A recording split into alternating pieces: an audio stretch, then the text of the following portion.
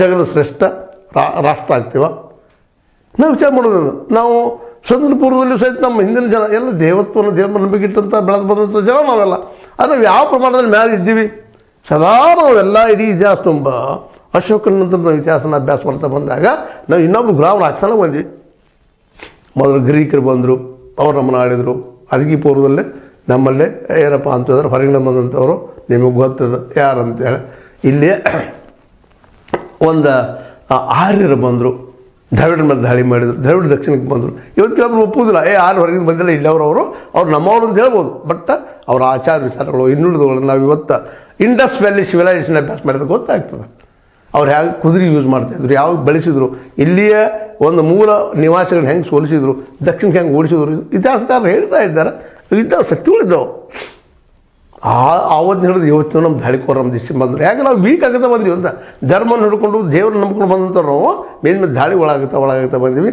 ಅವ್ರು ಹೊಸ ಧರ್ಮನ ಹುಟ್ಟಿದ್ರು ಸಹಿತ, ಇಸ್ಲಾಂ ಧರ್ಮ ಇರ್ಬೋದು, ಕ್ರಿಶ್ಚಿಯನ್ ಧರ್ಮ ಇರ್ಬೋದು, ಯಾವುದೂ ಇರ್ಬೋದು. ಅವ್ರು ದಾಳಿಕೋರರಾಗಿ ನಮ್ಮಲ್ಲಿ ಬಂದರು, ನಮ್ಮನ್ನು ಹೊಡೆದ್ರು. ಆ ಸಂದರ್ಭದಲ್ಲೇ ನಮ್ಮ ದೇವ್ರು ನಮ್ಮನ್ನು ಉಳಿಸಲಿಲ್ಲ. ನಮ್ಮರ ಮೇಲೆ ಅವ್ರು ದಾಳಿ ಮಾಡಿದರು. ಮೊದಲ ಗೊತ್ತದ ನಿಮಗೆ, ಯಾರು ಗ್ರೀಕರು ಬಂದರು, ಗ್ರೀಕರ ನಂತರ ನಿಮಗೆ ಅದಕ್ಕೆ ಪೂರ್ವದ ಯಹೂದಿರ ಹೋಗಿ ನಮ್ಮ ಯಾರಪ್ಪ ಅಂದ್ರೆ ಆರ್ಯರು ಬಂದರು.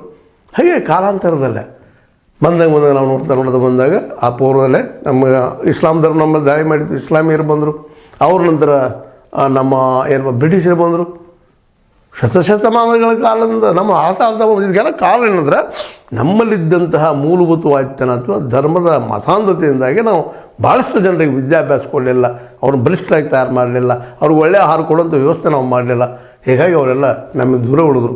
ನಮ್ಮ ದೇವಾಲಯಗಳ ಮೂಲಕ, ನಮ್ಮ ಧರ್ಮಗಳ ಮೂಲಕ ಅವ್ರನ್ನ ದೂರ ಸರಿಸ್ತಾ ಹೋಗಿಬಿಟ್ವಿ. ನಾವು ವೀಕ್ ಆದ್ವಿ, ನಮ್ಮ ದೇಶನ ವೀಕ್ ಮಾಡಿದ್ವಿ. ಹೀಗಾಗಿ ನಾವು ಅನೇಕ ದಾಳಿಕೋರರಿಗೆ ಒಳಗಾಗಿ ಇವತ್ತಿಗೂ ಅದು ಹೋಗ್ತಾ ಇಲ್ಲ ಮನಸ್ಸಿನಿಂದ. ನಾವು ಇವತ್ತಿಗೆ ರಾಜಾ ಪ್ರತ್ಯಕ್ಷ ದೇವತಾ ಅಂತ ಹೇಳೋದನ್ನು ಬಿಡ್ತಾ ಇಲ್ಲ. ಇವತ್ತು ನಾವು ನಿಧಾನಕ್ಕೆ ಮತ್ತೆ ರಾಜಾ ಪ್ರತ್ಯಕ್ಷ ದೇವತಾ ಅಂತ ಕಡೆ ಹೊರಟಿದ್ದೀವಿ. ಇವತ್ತು ನೋಡ್ರಿ, ಚಂಪತರಾಯ ರಾಮ ಮಂದಿರದ ಟ್ರಸ್ಟಿ ಅದಾರ, ಅವ್ರು ಇವತ್ತು ನಮ್ಮ ಮೋದಿಯವ್ರಿಗೆ ವಿಷ್ಣುವಿನ ಅವತಾರ, ಶಿವನ ಅವತಾರ. ಯಾವಾಗ ಒಳ್ಳೆಯ ಆಡಳಿತ ಸೋಲ್ತದನೋ, ಯಾವಾಗ ಜನರ ಬೇಡಿಕೆಗಳು ಸೋಲ್ತಾವೋ ಆ ಸಂದರ್ಭದಲ್ಲಿ ದೈವತ್ ಸುರಾಗಿ ಬಿಡ್ತಾವ. ಇವತ್ತು ಅವ್ರನ್ನೆಲ್ಲ ಒಬ್ಬ ವಿಷ್ಣುವಿನ ಅವತಾರ ಆಗಿ ನೋಡ್ತಾ ಇದ್ದಾರೆ, ಶಿವನ ಅವತಾರ ಆಗಿ ನೋಡ್ತಾ ಇದ್ದಾರೆ ಜನ. ಆ ರೀತಿ ತಯಾರು ಮಾಡ್ತಾಯಿದ್ರು, ಕಲ್ಟ್ ಮಾಡ್ತಾಯಿದ್ವಿ ನಾವೆಲ್ಲ ಅವರನ್ನು.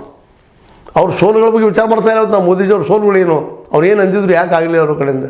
ಇವತ್ತು ಯಾಕೆ ಬಡತನ ಹೆಚ್ಚಾಗಿದೆ, ಯಾಕೆ ಇವತ್ತು ವಿದ್ಯಾಭ್ಯಾಸ ಅವ್ರು ಸಿಗ್ತಾ ಇಲ್ಲ, ಯಾಕೆ ಆರೋಗ್ಯ ಕೆಡ್ತಾ ಇತ್ತು, ಯಾಕೆ ನಾವು ಹಿಂಗೆ ಉಳಿತಾ ಇದ್ವಿ. ಒಂದು ಕಾರಣ ಏನು ಹೇಳ್ಬಿಡ್ತೀವಿ. 5ನೇ ನಂಬರ್ ಬಂದಿದ್ದೀವಿ.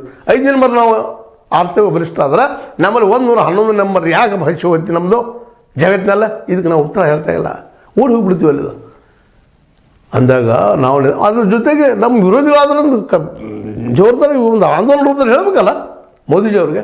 ನಮ್ಮ ವಿರೋಧಿ ವರ್ಷದ ಅವ್ರು ಹೇಳಿದಂಗೆ ಕುಣಿತಾ ಇದ್ದಾರೆ. ಇವತ್ತು ರಾಹುಲ್ರು ಶಿವನ್ ಭಜನೆ ಮಾಡಲಿಕ್ಕೆ ಇಟ್ಟಿದ್ದಾರೆ, ಶಿವನ್ ನಾಮಸ್ಮರಣೆ ಮಾಡ್ತಾಯಿದ್ದಾರೆ.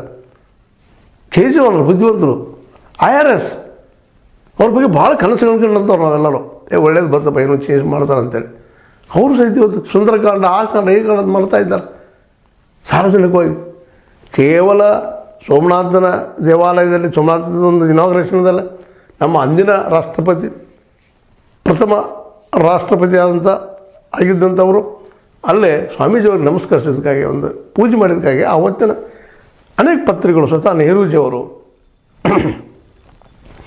ನಮ್ಮ ಅಂದಿನ ರಾಷ್ಟ್ರಪತಿಗೆ ಟೀಕಾ ಮಾಡಿದ್ರು. ಅವರು ಇದಾಗಬಾರದು ಸಾರ್ವಜನಿಕ ರಂಗದಲ್ಲೇ ಅನ್ನುವಂಥ ಮಾತನ್ನು ಬಾಬು ರಾಜೇಂದ್ರ ಪ್ರಸಾದ್ ಅವರಿಗೆ. ಅವತ್ತು ಬಾಬು ರಾಜೇಂದ್ರ ಪ್ರಸಾದರಲ್ಲೂ ಸ್ವಲ್ಪ ಏನೋ ಮೂಲಭೂತವಾಯ್ತು ಅನ್ನೋಂಥ ತಮ್ಮ ಧರ್ಮದ ಬಗ್ಗೆ ಹೆಮ್ಮೆ ಅಂತ ಹೋಗಿರ್ಬೋದು. ಅದನ್ನು ಅವತ್ತು ನೆಹರೂಜವರು ಟೀಕಾ ಮಾಡಿದರು. ಅಂದ್ರೆ ಧರ್ಮ ರಾಜಕೀಯದಲ್ಲಿ ಬರಬಾರ್ದು, ಒಂದು ದೂರ ಇರಬೇಕು ಅಂತ ಹೇಳ್ತಾ ಇದ್ದರು ನಮ್ಮ ಆರಂಭದ ಎಲ್ಲ ಚಿಂತಕರು, ನಾಯಕರು. ಇವತ್ತು ಧರ್ಮನ ರಾಜಕೀಯ ಆಗಿಬಿಟ್ಟದ. ಮುಂದೆ ಹಿಂಗಾದ್ರೆ ಬಾಬು ರಾಜೇಂದ್ರ ಪ್ರಸಾದ್ರಲ್ಲೇ, ಇವತ್ತಿನ ನಮ್ಮ ಪ್ರಧಾನಿ ಮೋದಿ ಅವರಲ್ಲೇ.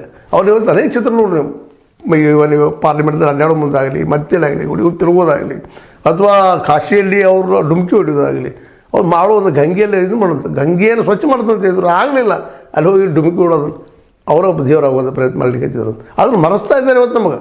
ತಮ್ಮ ಮೆಸ್ಮರಿಸಮ್ ವ್ಯಕ್ತಿತ್ವದಿಂದ ಸಂಮೋಹಿನಿ ಒಂದು ವ್ಯಕ್ತಿತ್ವ